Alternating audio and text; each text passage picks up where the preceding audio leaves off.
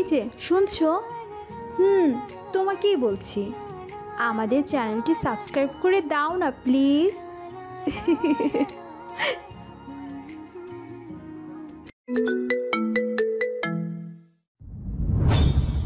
তা দেখে তিথি ভয়ে সেই যে চিৎকার করতে যাবে অমনি সেই আঁখিদয়ের মালিক তার মুখ চেপে ধরল।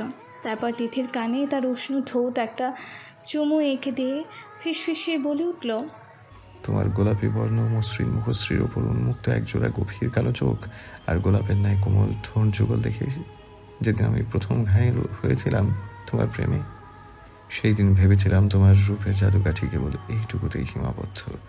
কিন্তু তোমার ঘুমন্ত নিষ্পাপ মুখশ্রী তোমার জাগন্ত মুখশ্রীকে পরাজিত করে দিয়ে আমার ভুলটা ভেঙে দিল।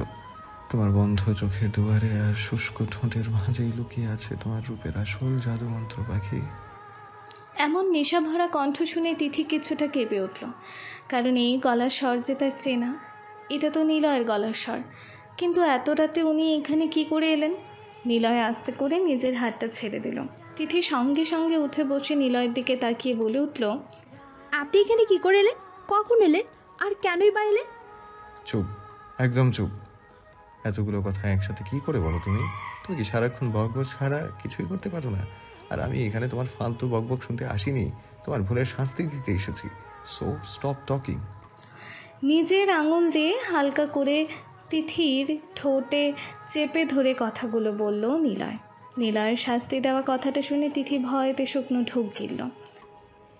দেখুন, দেখুন, সত্যি বলছি, মিতুর মায়ের শরীর খুব খারাপ ছিল। আমি আপনাকে মিথ্যে কথা বলিনি। চুপ, আর একটা ফালতু কথা নয়।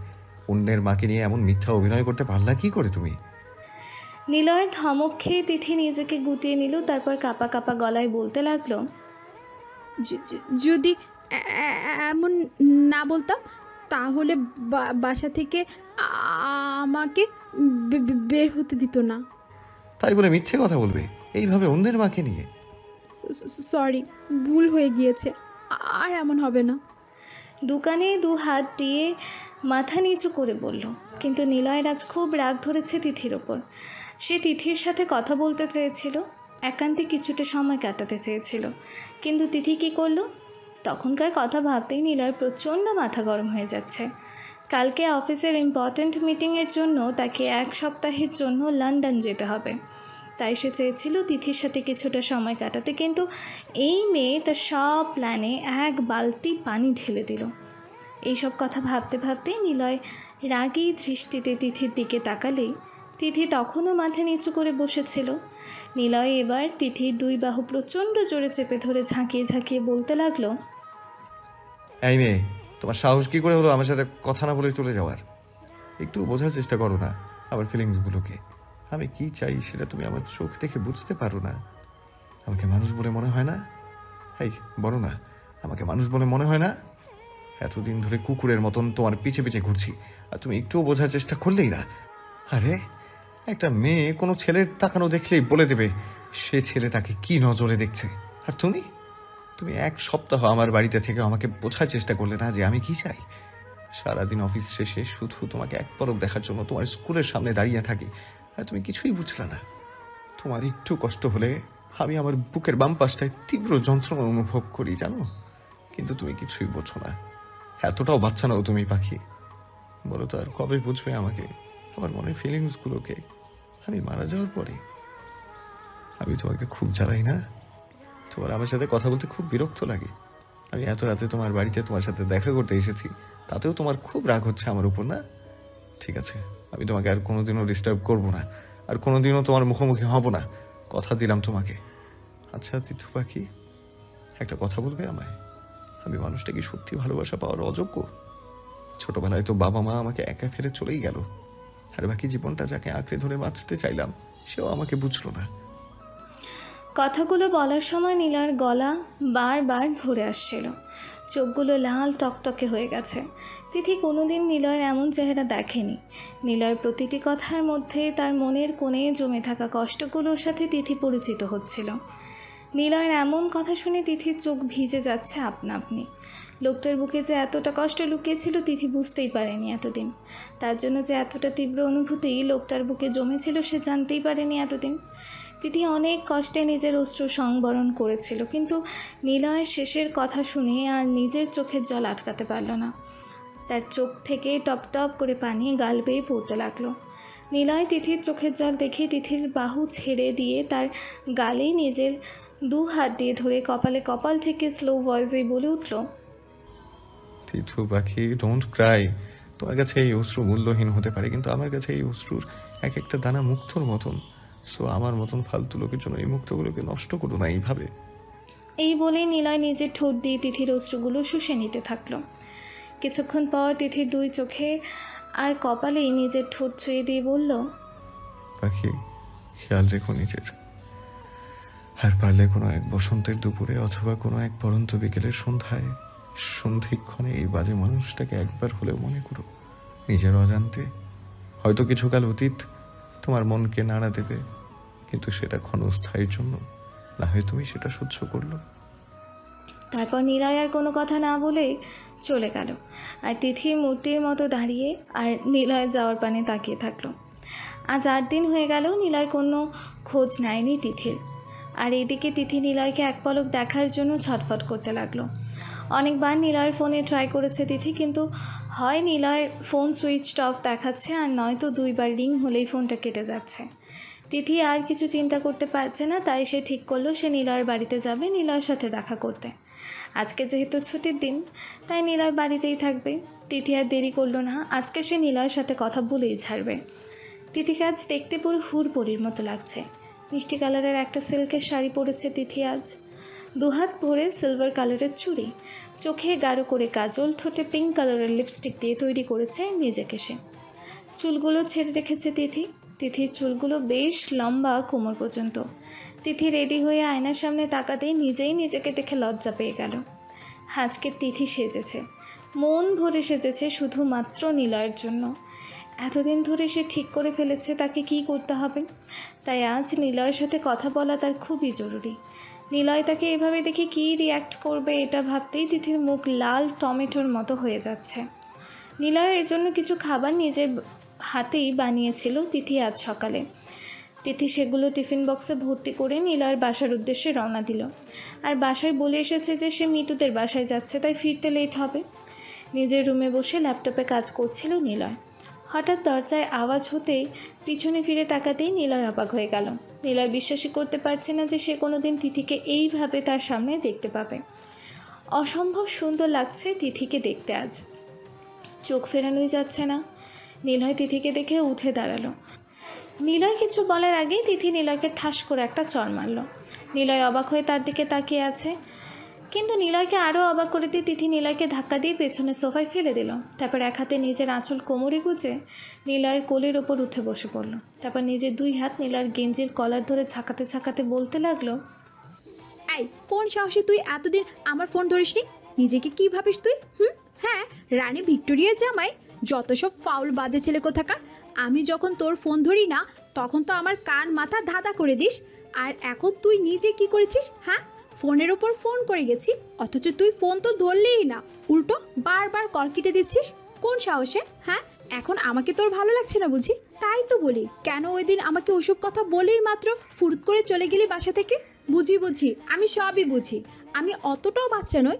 এখন তোর অন্য কোনো মেয়েকে চোখে ধরেছে না, তাই তো আমাকে পাত্তা না দিয়ে নাচতে নাচতে চলে যাওয়া হয়েছিল সেই দিন। কিন্তু মনে রাখবি তুই, আমি তোকে এত সহজে ছাড়বো না, বুঝতে পেরেছিস তুই? এক হাতে নিলয়ের গেঞ্জির কলার ধরে আর এক হাতে নিজের চোখের জল মুছতে মুছতে কথাগুলো বলছিল তিথি। চোখগুলো তার অসম্ভব লাল হয়ে আছে। কথাগুলো বলার সময় বারবার তার গলা কেঁপে উঠছিল, পানি টলমল করছে চোখে, কিন্তু সেটাকে চেপে আছে অনেক কষ্টে সে। তিথির এমন অবস্থা দেখে নিলয় অবাক হয়ে তিথির দিকে তাকিয়ে আছে। নিলয় ভাবতেই পারেনি যে তিথি তার কাছে কোনো দিনও আসবে।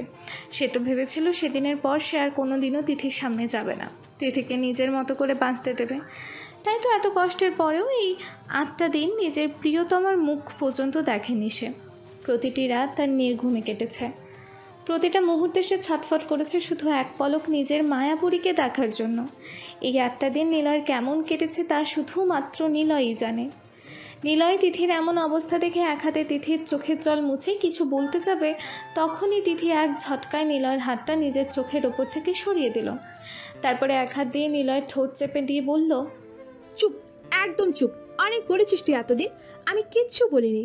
আজ শুধু আমি বলবো আর তুই শুনবি।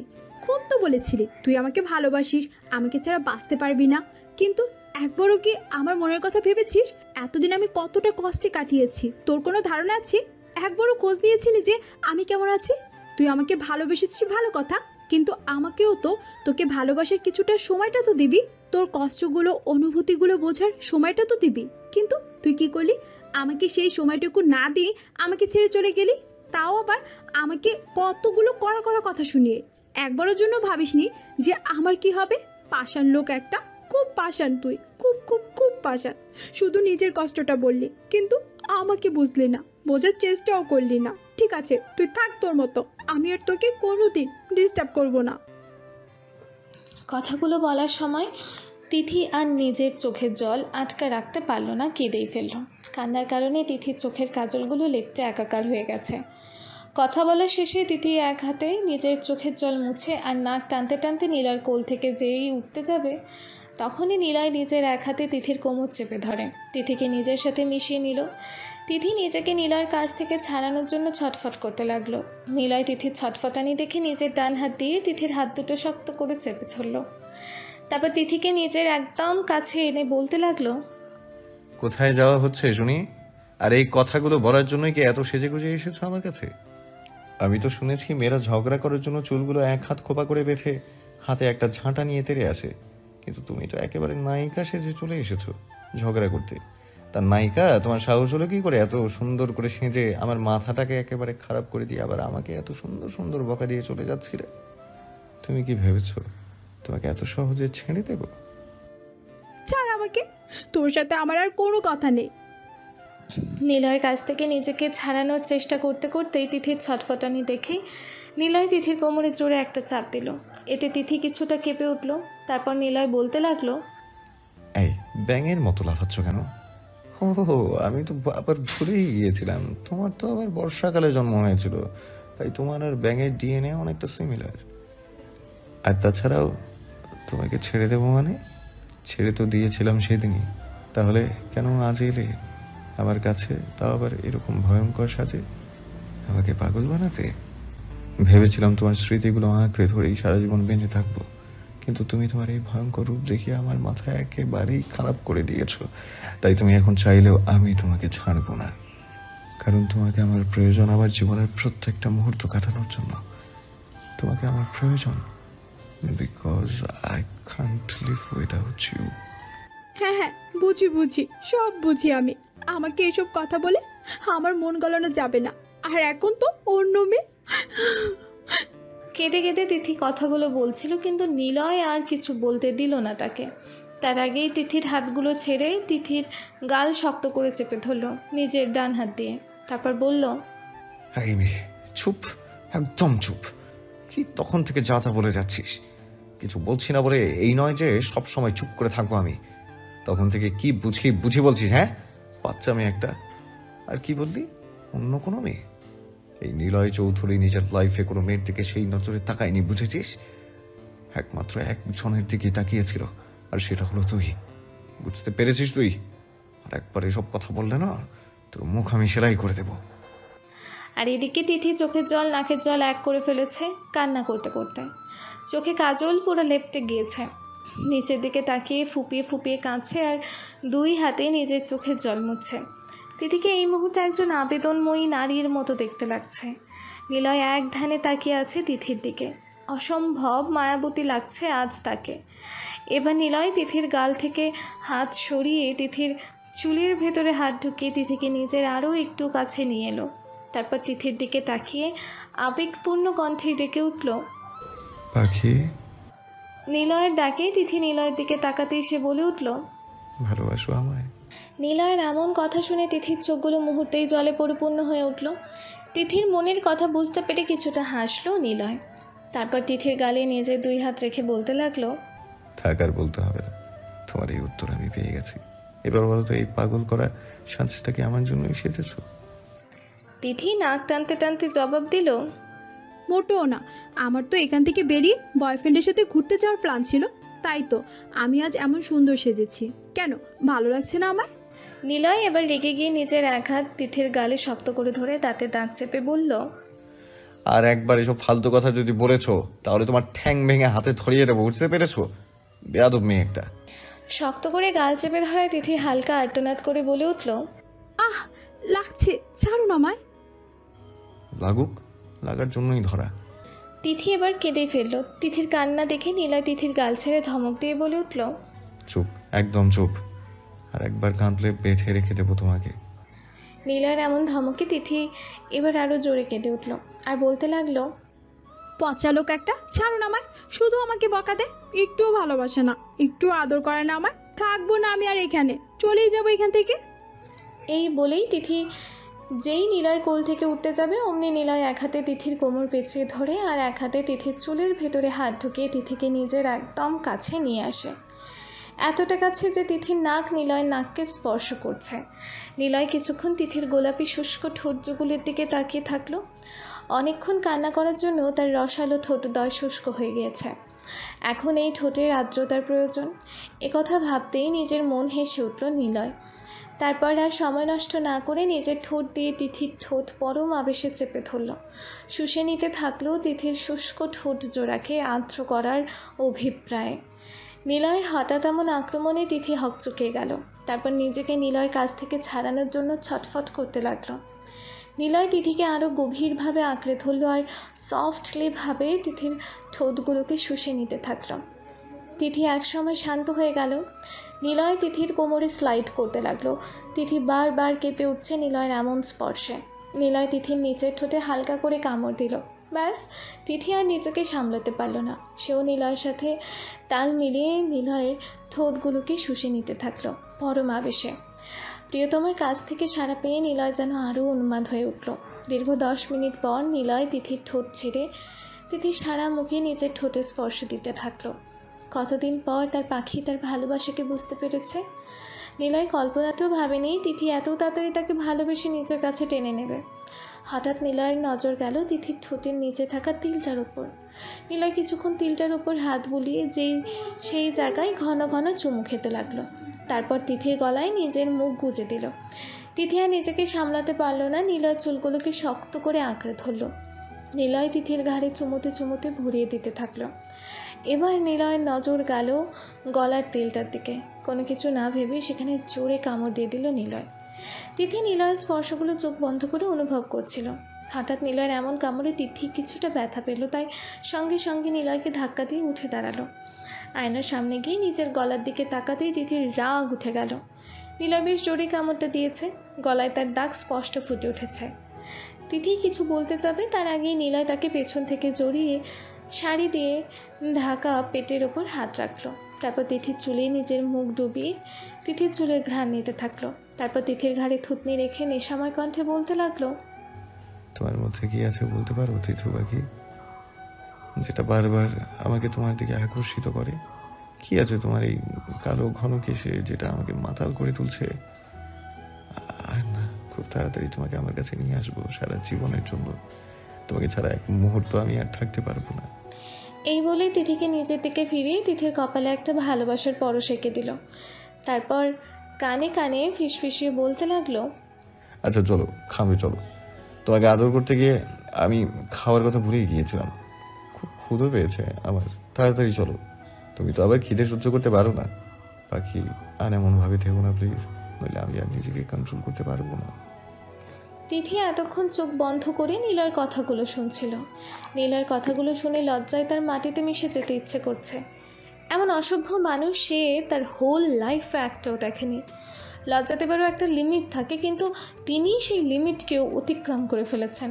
তিথি আর কিছু না বলে নীলার দিকে তাকিয়ে বলল, আমি আপনার জন্য নিজের হাতে রান্না করে খাবার নিয়ে এসেছি আজ।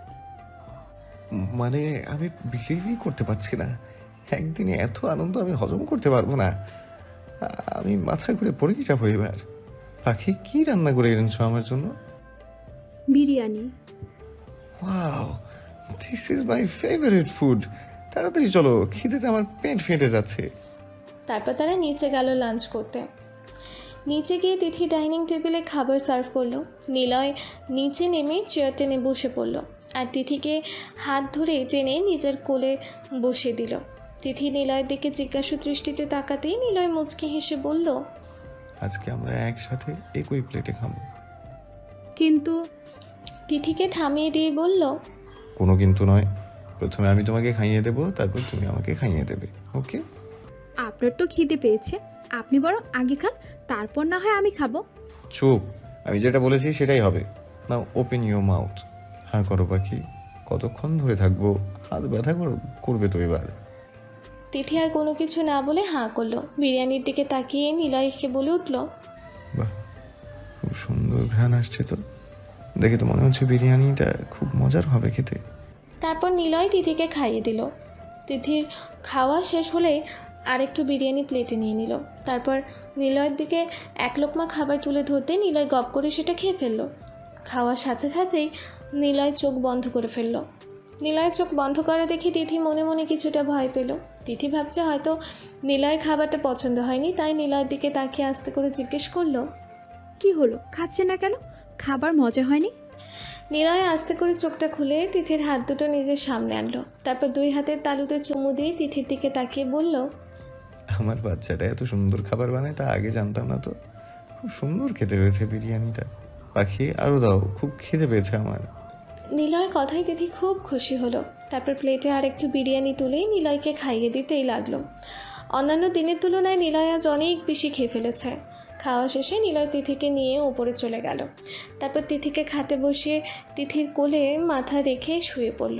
তারপর তিথির দিকে তাকিয়ে বলল, পাখি আমার মাথায় একটু হাত বুলিয়ে দাও তো, কতদিন আমি নিশ্চিন্তে ঘুমাতে পারিনি, আজ একটু ঘুমাবো।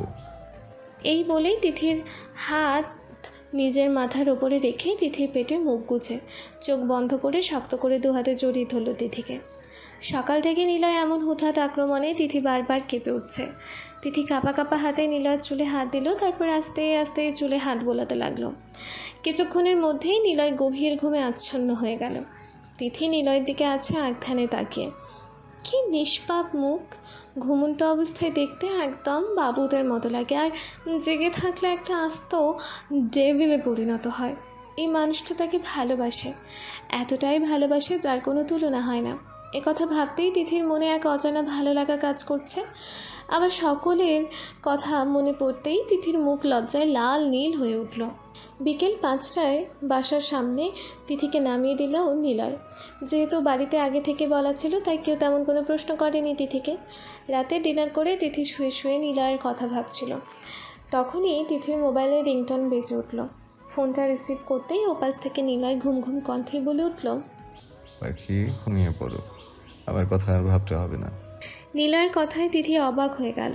কিছু বলতে যাবে তখনই নিলয় আবারও বলে উঠল, এত অবাক হচ্ছ কেন পাখি? তোমার মনের খবর আমি জানবো না তো কে জানবে শুনি?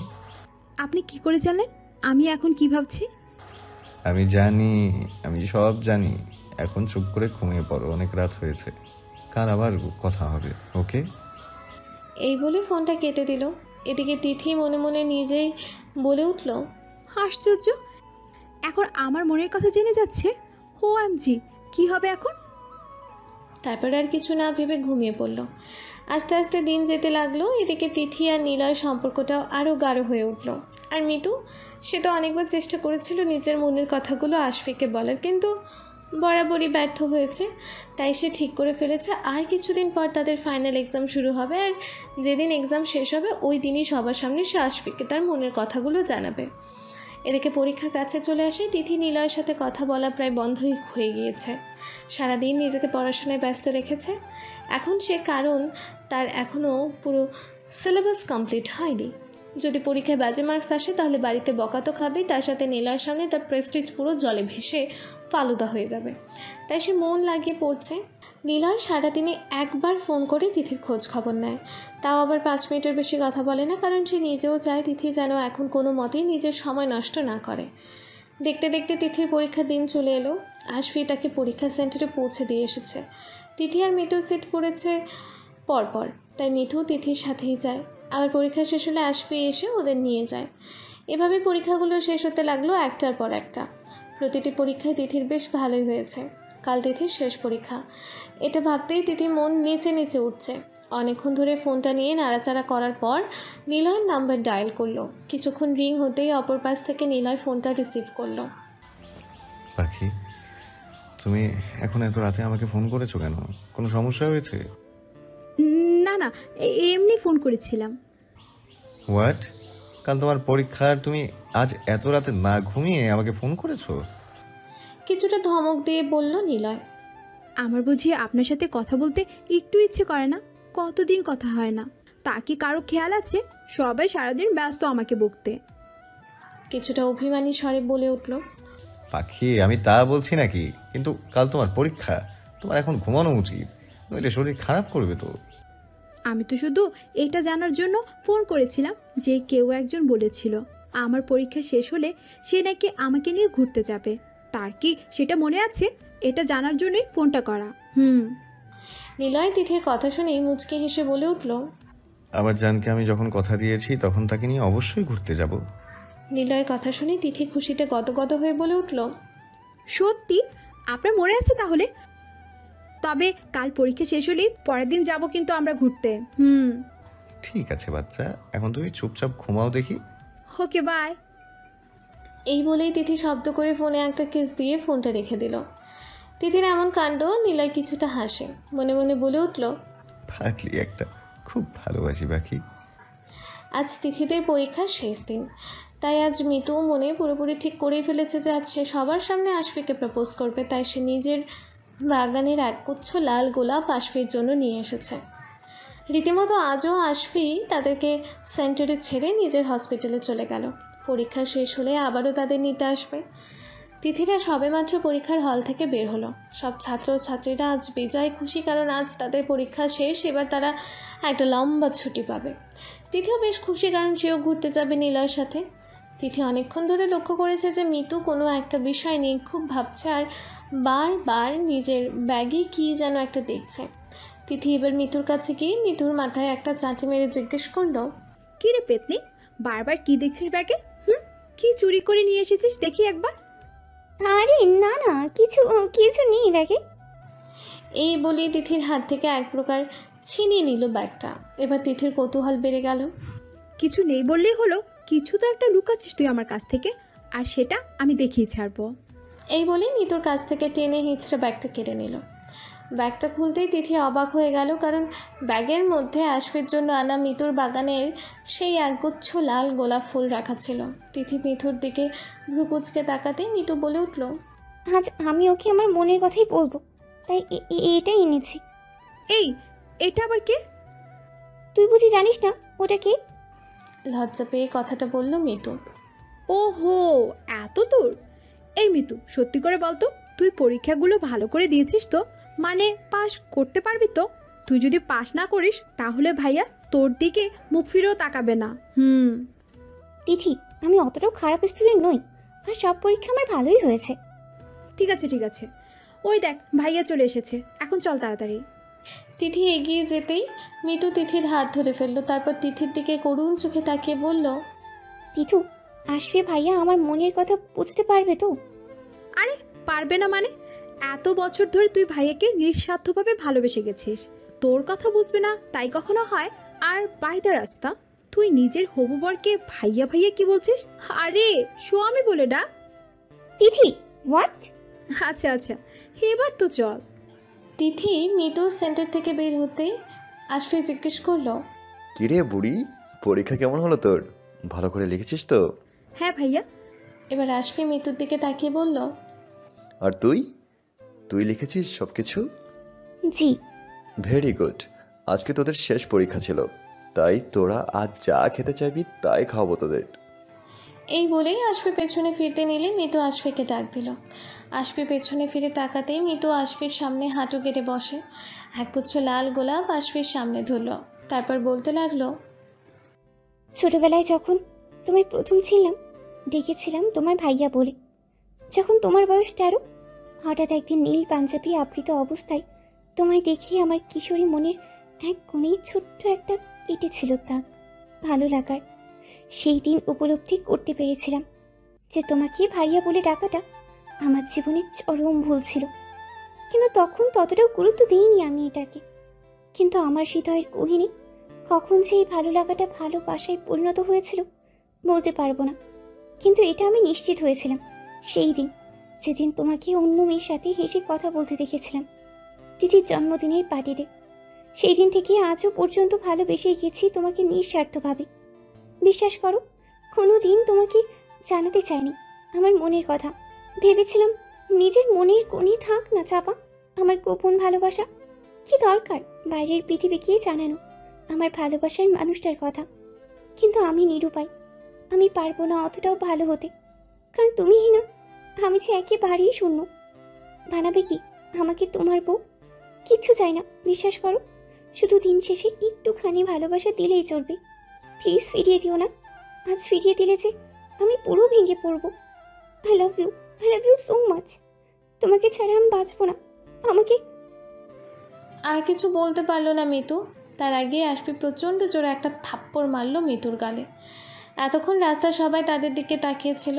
হঠাৎ আশফির এমনভাবে চড় মারায় রাস্তায় দাঁড়িয়ে থাকা মানুষগুলো অবাক হয়ে আশফির দিকে তাকিয়ে আছে। সাথে তিথি নিজেও প্রচণ্ড পরিমাণে অবাক নিজের ভাইয়ের এমন কাজে। কিছু বলতে গেলেই আশফি তাকে হাত দিয়ে থামিয়ে দেয়। তারপর মিতুর হাত ধরে টেনে দাঁড় করায়। আর একটা চড় মারে মিতুর অন্য গালে। মিতু গালে হাত দিয়ে ছলছলে চোখে আশফির দিকে তাকিয়ে আছে, কিন্তু আশফির সেদিকে কোনো খেয়াল নেই। সে রক্তলাল চোখে মিতুর দিকে তাকিয়ে আছে। তারপর একটা প্রচণ্ড জোরে হুঙ্কার দিয়ে উঠল, shut up, I say just shut up. আশফির এমন হুঙ্কারে মিতু কেঁপে উঠল। তার চোখ থেকে জল গড়িয়ে পড়ল আপনা আপনি।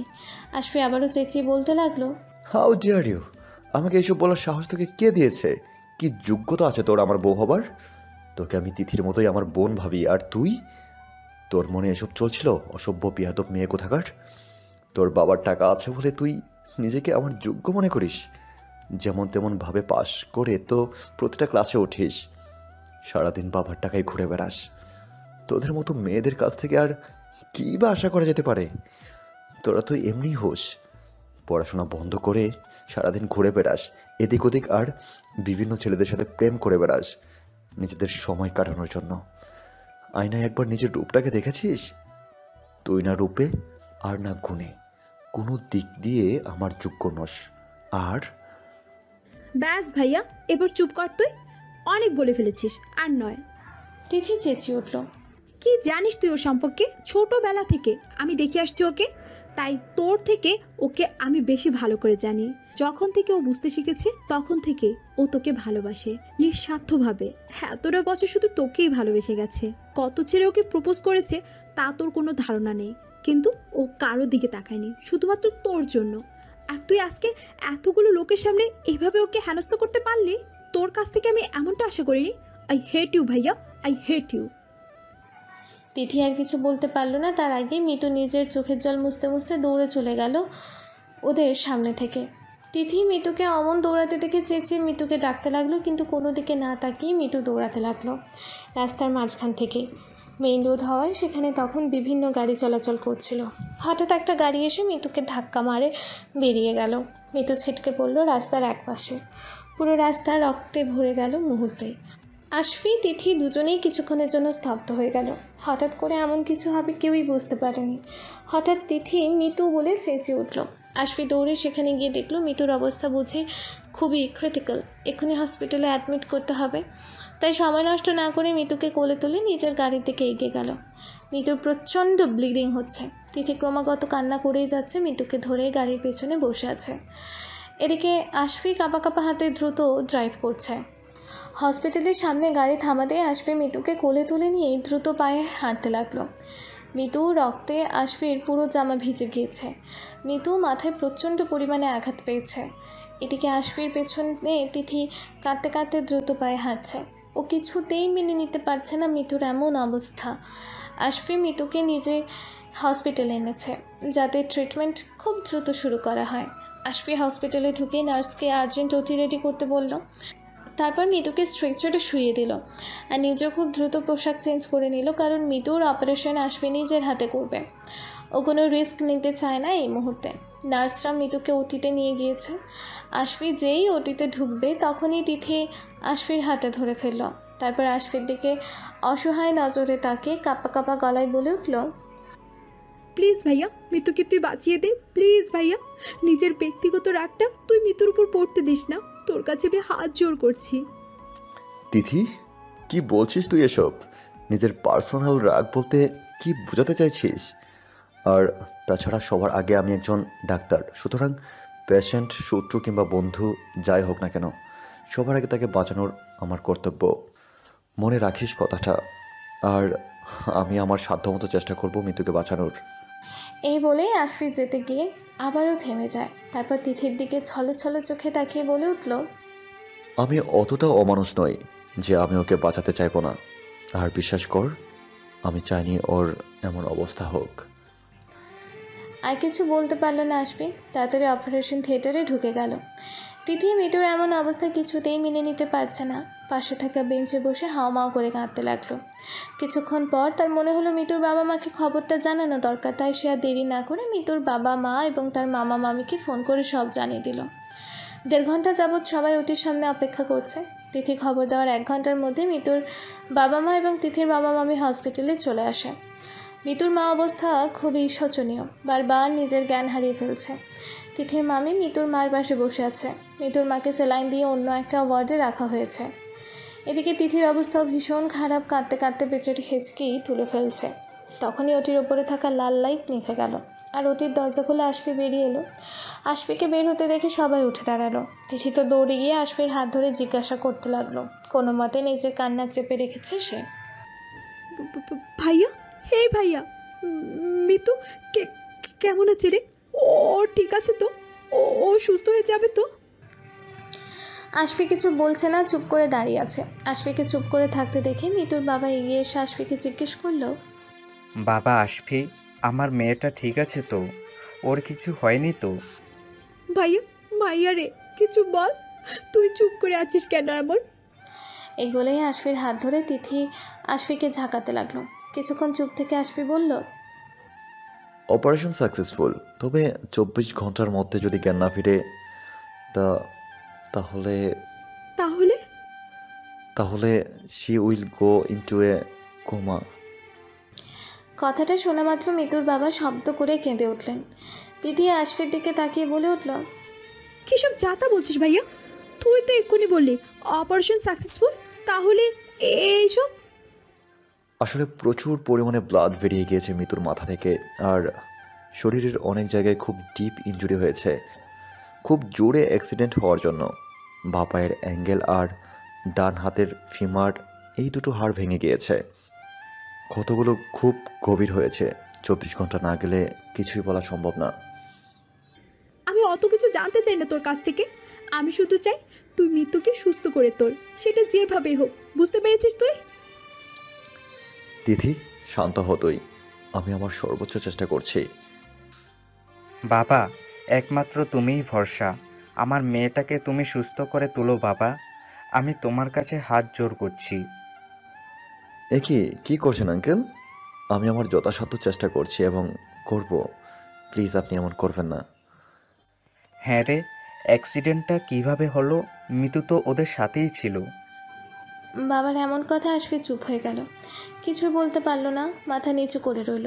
আশফিকে চুপ করে থাকতে দেখে তিথি আশফির দিকে তাকিয়ে বলতে লাগলো, আসলে মামা, আমার মিতু খুব সরল মনের মানুষ কি না, তাই জিনিস চিনতে ভুল করে ফেলেছিল। বোকাটা ফুল ভেবে কাঁটা তুলতে গিয়েছিল। তিথির এমন কথায় আশফি অপরাধীর ন্যায় দৃষ্টিতে এই তিথির দিকে তাকালো। মানে? এবার নিলয় কিছু বলতে যাবে, তখনই ওটি থেকে একজন নার্স এসে আশফিকে কিছু একটা বলল। সেটা শুনেই আশফি চলে গেল। কিছুক্ষণ পর ফিরে এসে জানালো যে মিতুর অবস্থা ইমপ্রুভ করেছে, খুব শীঘ্রই মিতুর জ্ঞান ফিরতে পারে। আশফির কথায় সবাই কিছুটা নিশ্চিন্ত হলো। রাত 8টা। মিতুর কিছুক্ষণ আগে জ্ঞান ফিরেছে, তাই প্রথমে তার বাবা মাকে দেখতে যাওয়ার অনুমতি দেওয়া হয়েছে। যেহেতু দুজনের বেশি অ্যালাউ করা হচ্ছে না, তিথির মামা গিয়েছে পাশের ফার্মেসি থেকে মিতুর জন্য মেডিসিন আনতে, আর মামি একটু ওয়াশরুমে গিয়েছে, তাই তিথি একাই বসেছিল কেবিনের বাইরে। হঠাৎ কেউ একজন এসে তিথিকে শক্ত করে জড়িয়ে ধরল।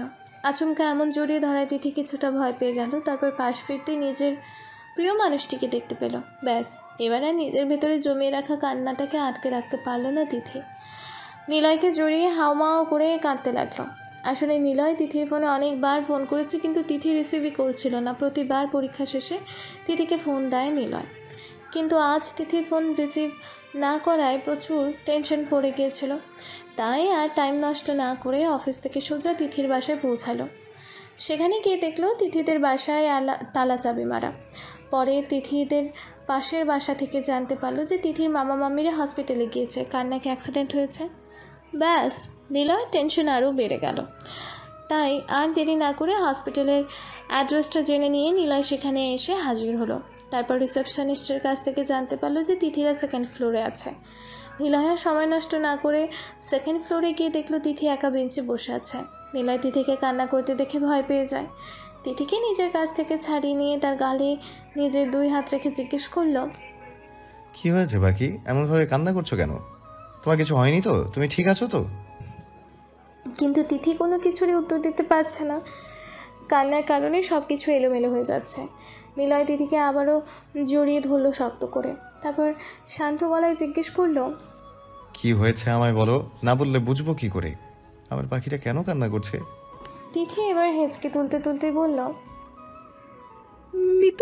মৃত্যুর অ্যাক্সিডেন্ট করেছে।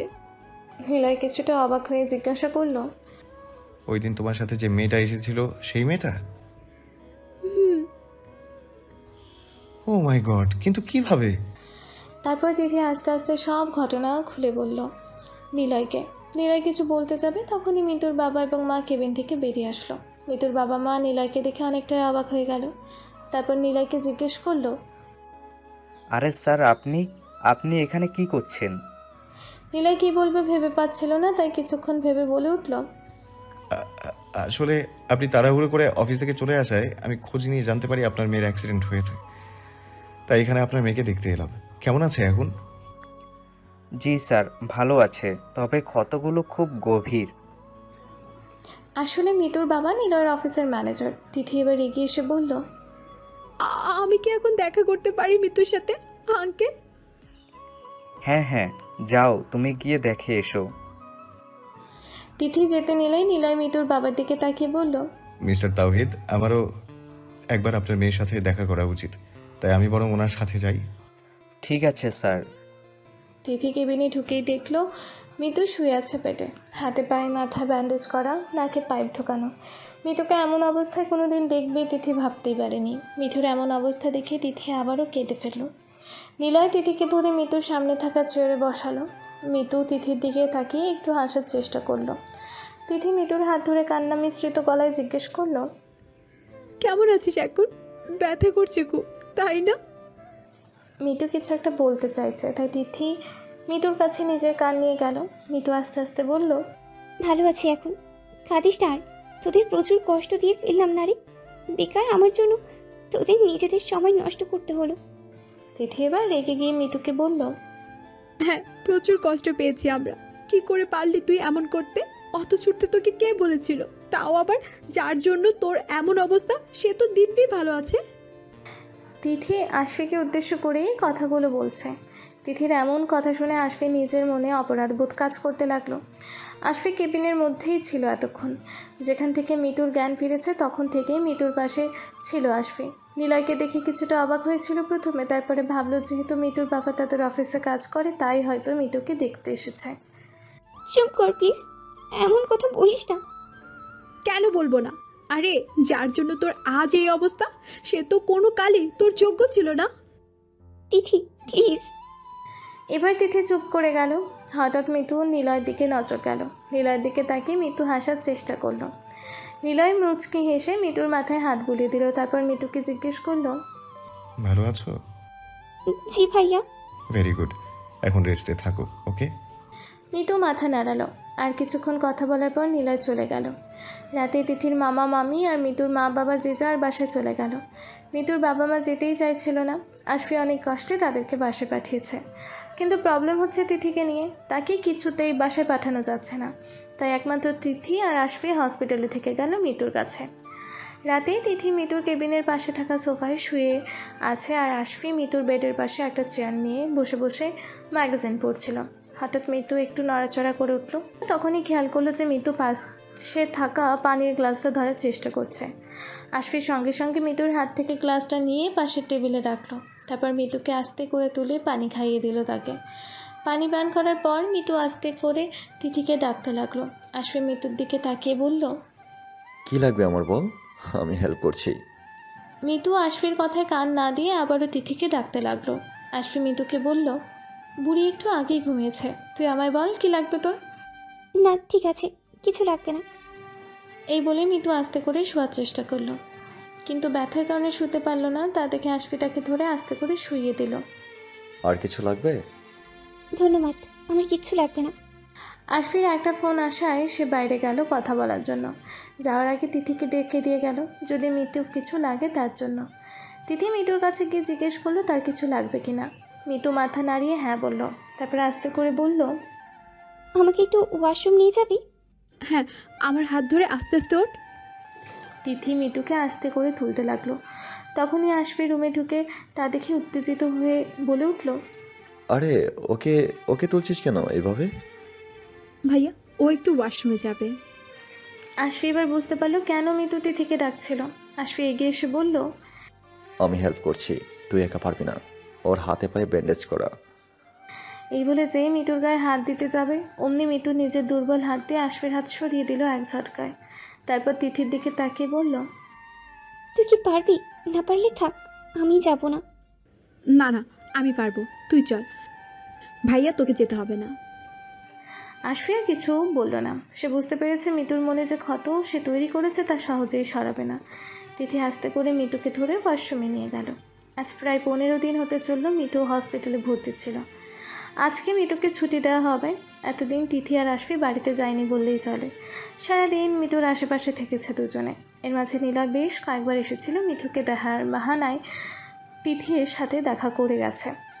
আশফি মিতুর হাতে এবং পায়ের ব্যান্ডেজগুলো খুলে ওষুধ লাগিয়ে আবারও নতুন ব্যান্ডেজ করে দিল। এই কদিন আশফি মিতুর সমস্ত ট্রিটমেন্ট করেছে নিজের হাতে।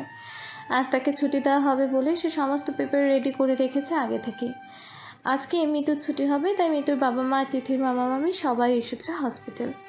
মিতুকে চেক আপ করা হয়ে গেলে আশফি মিতুর বাবাকে উদ্দেশ্য করে বলল, আঙ্কেল, আমি ড্রেসিং করে নতুন ব্যান্ডেজ লাগিয়ে দিয়েছি। এবার সপ্তাহে একবার ব্যান্ডেজ খুলে ড্রেসিং করতে হবে। তার জন্য ওকে হসপিটালে আনতে হবে না, আমি বাড়িতে গিয়ে ওর ড্রেসিং করিয়ে আসবো। ঠিক আছে বা তাওহিদ সাহেবকে আর কিছু বলতে না দিয়ে মিতু বলে উঠল, আবু, বলছি কি, তোমার সাথে আমার একটু কথা আছে, খুব জরুরি। যদি সবাই বাইরে যেতে তাহলে একটু ভালো হতো। মিতুর কথা শুনে সবাই আর কিছু না বলে বেরিয়ে গেল। তারপর মিতু তার বাবাকে বলল, আবু, বলছি যে তুমি কোনো মহিলা ডাক্তারকে ঠিক করো আমাকে চেক আপ করানোর জন্য। কি বলছিস এসব? এতদিন ধরে আশফি তো চেক আপ করে এসেছে, এখন যদি তুই অন্য ডাক্তার দেখাস তাহলে সে কি ভাববে? আবু, তুমি আমাকে ভুল বুঝছো, আমি সেইভাবে কথাটা বলতে চাইনি।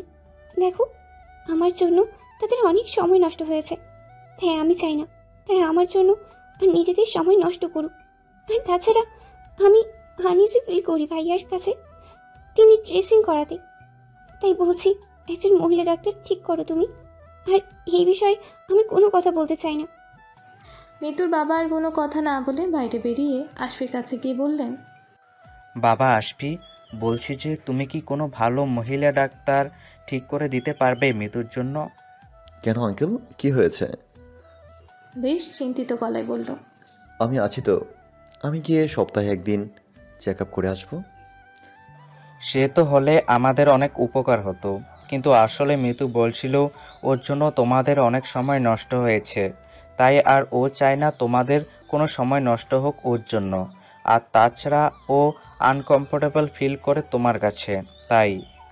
আঙ্কেল, এতদিন ওকে আমি ট্রিটমেন্ট করেছি, এখন যদি অন্য কেউ ওর ট্রিটমেন্ট করে তাহলে প্রবলেম হতে পারে।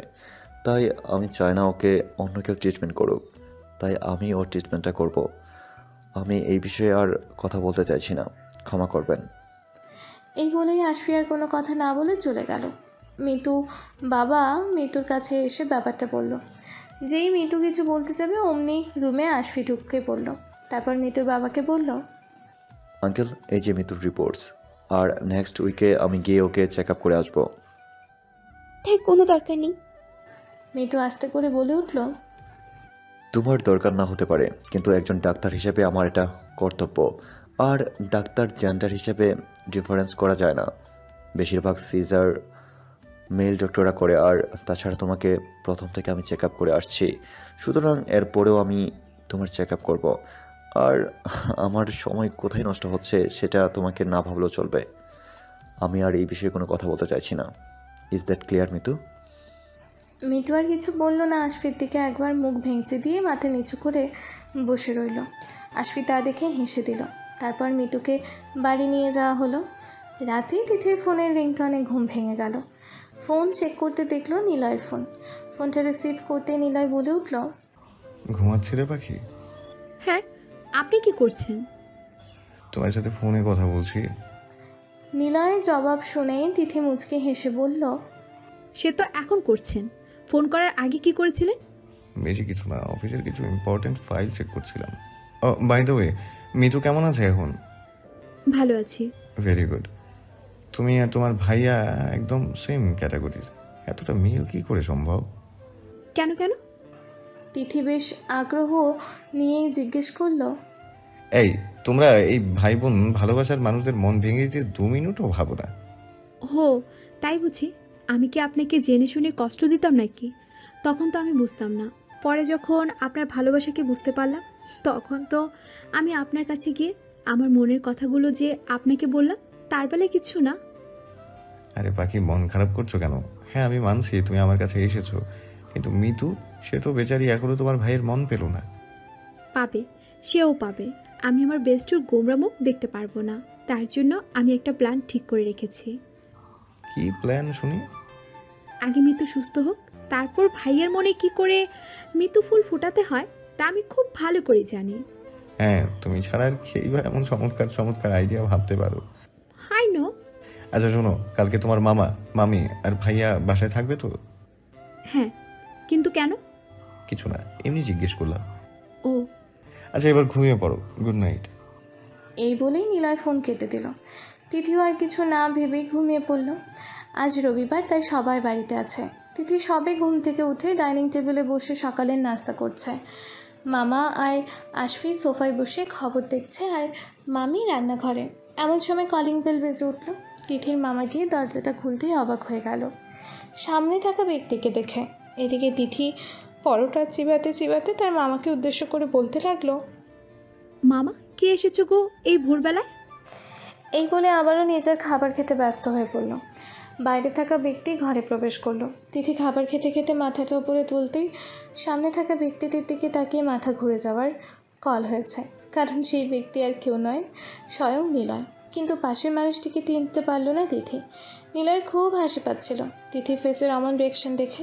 নিলয়কে দেখে আশফির সঙ্গে সঙ্গে উঠে তাদের বসতে দিল।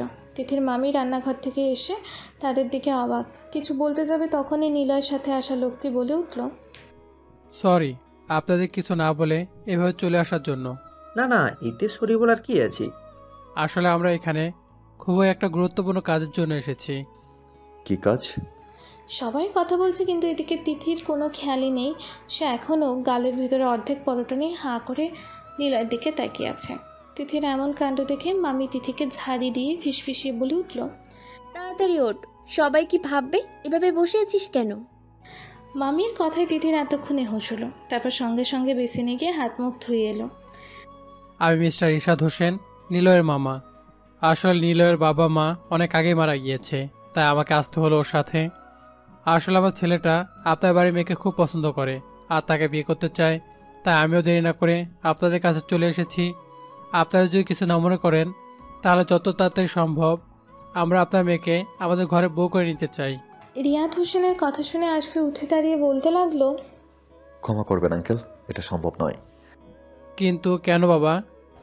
এই একজন প্রেম বিরোধী পাবলিক এলেন, শালা নিজে তো অত সুন্দর একটা কিউটি পাইকে রিজেক্ট করে নিজের পায়ে কুড়ুল মেরেছিস, এবার এসেছিস আমাদের মাঝে চায়না ওয়াল তৈরি করতে। তোর মৃত্যুর সাথে বিয়ে করতে হবে, দেখে নিস যত সব। নিলয় মনে মনে কথাগুলো বলেই আস্তে করে আশফির দিকে তাকিয়ে একটা ভেঙচি মারল সবার আড়ালে। আসলে তিথি সবেমাত্র এইচএসসি পরীক্ষা দিল, আর তাছাড়া এখন খুবই বাচ্চা। ওর বিয়ে নিয়ে আমরা এখন ভাবিও না, তাই আশফিকে থামিয়ে দিয়ে রিয়াদ হোসেন বলে উঠলেন, দেখো বাবা, আমি জেনে শুনে এখানে এসেছি। আমি জানি তিথি মামনি সবে এইচএসসি পরীক্ষা দিয়েছে, আর তাছাড়া বিয়ের পর তিথি মামনি যত ইচ্ছা পড়াশোনা করতে পারবে, এতে আমাদের কোনো আপত্তি নেই। কিন্তু আঙ্কেল, তিথি যদি বিয়েতে রাজি না হয় তাহলে আমরা ওর এই বিষয়ে কোনো সিদ্ধান্ত নিতে পারবো না। আশফির কথা শুনে রিয়াদ মুচকি হেসে বলল, বাবা, কোনো কিছু না যাচাই করে আমরা কোথাও যাই না। আসলে নিলয় আর তিথি মামনি একে অপরকে ভালোবাসে অনেকদিন ধরেই, আর তাই আমি এই প্রস্তাবটা নিয়ে এসেছি তোমাদের কাছে। তিথি মামনিকেও আমার বেশ পছন্দ হয়েছে। রিয়াদ হোসেনের এমন কথায় বাড়ির সবাই 440 ভোল্টের শখে হাঁ হয়ে তাকিয়ে আছে। এদিকে তিথির মামার তো হার্ট অ্যাটাক চলে এসেছিল, একটুর জন্য বেঁচে গেছে এই যাত্রায়। বেচারা বুকে হাত দিয়ে নির্বাক শ্রোতার মতন রিয়াদ হোসেনের দিকে তাকিয়ে আছেন। আর তিথি তিথি তো মনে মনে ভাবছে, সে যদি স্পাইডারম্যানের মতো হতো তাহলে এক্ষুনি এক লাফে তাদের বাড়ি থেকে মিতুদের বাড়ি চলে যেতে পারত। নীলয় তার মামাকে নিয়ে এসে যে এইভাবে তাকে ফাঁসাবে, বেচারি বুঝেই উঠতে পারেনি। নীলয় বসে বসে বেশ ভালোই উপভোগ করছিল তিথির ফ্যামিলির প্রত্যেকের রিয়াকশনগুলোকে। আশফি তিথির দিকে তাকাতেই তিথি মাথা নিচু করে ফেলল। আশফি কিছুক্ষণ ভেবে নিয়ে বলল, আঙ্কেল, আমাদের কিছু সময় দরকার। বুঝতেই পারছেন আমাদের ঘরের একটা মাত্র পিচ্চি মেয়ে, সুতরাং ভাবার কিছু সময় দরকার। Okay, you take your time, but একটু তাড়াতাড়ি তোমরা তোমাদের ডিসিশনটা আমাকে জানিও, কেমন? কারণ আমি চাই তিথি মামনিকে আমাদের বাড়িতে নিয়ে যেতে, নিলে বউ করে। জি। আচ্ছা, তাহলে আমরা আজ উঠি। সে কি কথা, এই প্রথম আমাদের বাড়িতে এলেন আর কিছু মুখে না দিয়ে চলে যাবেন? আজ নয় আপা, যেদিন বিয়ে পাকা কথা বলতে আসবো সেদিন একেবারে কবজি ডুবিয়ে খাওয়া দাওয়া করে যাব তখন। আজ তাহলে আসি। আচ্ছা ঠিক আছে ভাইজান। তিথির মামি তিথির মামাকে কনুই দিয়ে গুতা দিয়ে ডাকি চোখে তাকাতেই তিনি সঙ্গে সঙ্গে উঠে বলতে লাগলেন, হ্যাঁ হ্যাঁ, আবার আসবেন কিন্তু আপনারা আমাদের বাসায়। যেন অতি অনিচ্ছা সত্ত্বেও তিনি কথাগুলো বলছিলেন নিলয়দের। যাওয়ার সময় নিলয় তিথির দিকে তাকিয়ে বাঁকা হেসে এক চোখ মেরে গেল। তিথির সেই মুহূর্তেই নিলয়কে তুলে আছাড় মারতে ইচ্ছে করছিল। তিথির ফোন বেজেই চলেছে এক নাগারে। নিলয় তাকে বারবার ফোন করছে, কিন্তু তিথি কিছুতেই ফোনটা রিসিভ করছে না। কেন ধরবে সে তার ফোন? কি করে পারলো সে তার কাছ থেকে এত বড় একটা কথা লুকাতে? খুব রেগে আছে তিথি তার ওপর আজ। একবার বললে কি হতো, এমন ধরবে না তিথি তার ফোন? দেখি কতবার করে করতে পারে সে। এসব কথা তিথি নিজের মনে মনে ভাবছিল। এমন সময় তিথির রুমে আশফি প্রবেশ করলো। ভাইয়াকে এই সময় তার রুমে দেখে তিথি কিছুটা অবাক হলো। তারপর নিজেকে স্বাভাবিক করে বলে উঠল, কিছু বলবি ভাইয়া? আশফি কিছুটা গম্ভীর গলায় তিথির দিকে তাকিয়ে বলে উঠল, কবে থেকে চলছে এসব? আসলে আশফির কথা শুনে তিথি ভালোভাবে বুঝতে পেরেছে কেন সে তার রুমে এসেছে, কিন্তু কী জবাব দিবে সে কিছুই বুঝতে পারছে না। কি হলো, উত্তর দিচ্ছিস না কেন? কিছুটা কাছুমাছু হয়ে ধীর গলায় উত্তর দিল, আসলে ভাইয়া, যেবারে যখন মিতুর সাথে ঘুরতে গেলাম সেবার। আর কিছু বলতে না দিয়েই আশফি বলে উঠল, ও, তার মানে এতদিন ধরে এইসব চলছে, অথচ আমি কিছুই জানি না। তুই আমার কাছেও কথা লুকোতে শিখে গেছিস বুড়ি।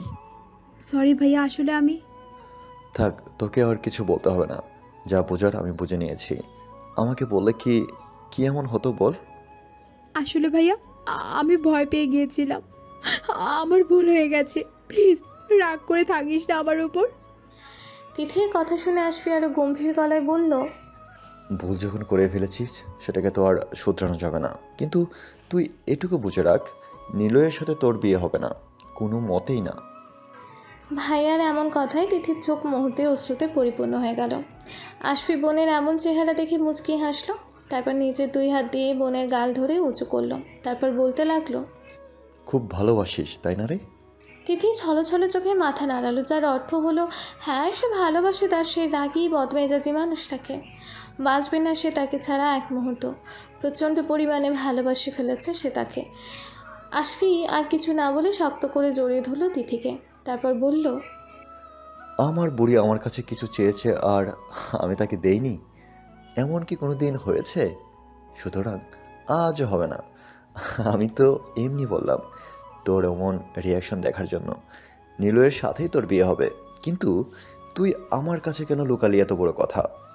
বুড়ি, আমাকে সব কিছু খুলে বলতে পারিস। এই বাড়িতে একমাত্র তুই আছিস যাকে আমি সব থেকে বেশি ভালোবাসি, বিশ্বাস করি। আসলে আমি ভেবেছি তুই রাগ করবি ভাইয়া, সরি তোকে হার্ট করার জন্য। দূর পাগলি, আমি জানি আমার বোন আমাকে খুব ভালোবাসে, সে আমাকে কোনো দিনও কষ্ট দিতে পারে না। আর এটাও জানি তুই মিতুর ব্যাপারটা নিয়ে আমার উপর রেগে আছিস, কিন্তু আমার বিশ্বাস তুই ঠিকই তোর ভাইটাকে ক্ষমা করে দিতে পারবি তার এই ভুলের জন্য। কি পারবি না তোর ভাইকে ক্ষমা করতে?